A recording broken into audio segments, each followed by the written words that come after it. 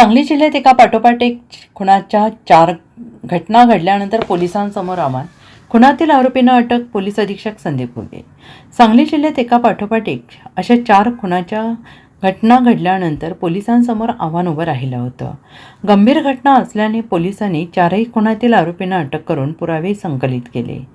गुन्हेगारी रोखण्यासाठी पोलीस अधिकाऱ्यांना तातडीनं सूचना देऊन उपाययोजना केल्या जातील अशी माहिती पोलीस अधीक्षक संदीप घुगे यांनी पत्रकार परिषदेत दिली. ते म्हणाले, सांगलीत 2 दिवसात 4 खुनाच्या घटना घडल्या.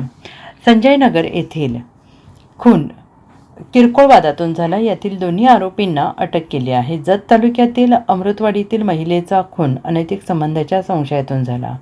या खुनाचा कसून तपास करून महिलेची ओळख पटवून आरोपी निष्पन्न करून अटक केली. तर बिळूर येथील खून शेतजमिनीच्या वादातून दोघा भावांनी केला. जुन्या धामणीतील खून किरकोळ वादातून झाला. प्रतिबंधात्मक कारवाई, हद्दपारीच्या कारवाई वाढवल्या आहेत. हद्दपारीचा भंग करणाऱ्या कारवाईचा बडगा उभारला आहे. चोरीच्या उद्देशाने फिरणाऱ्या 22 जणांवर 3 महिन्यात कारवाई केली. हद्दपारी मोक्काचे प्रस्ताव बनवले जात आहेत. यंदाच्या वर्षात संघटित गुन्हेगारी विरोधात प्रस्ताव बनवून त्यासाठी मंजुरी घेतली जाईल. गुन्हेगारी रोखण्यासाठी पोलीस ठाण्याच्या अधिकाऱ्यांना सूचना दिल्या जातील. डार्क स्पॉट, नशेखोरी या विरोधात आणखीन कडक उपाययोजना राबवल्या जातील. Bureau report, SBN Marathi, Sangli.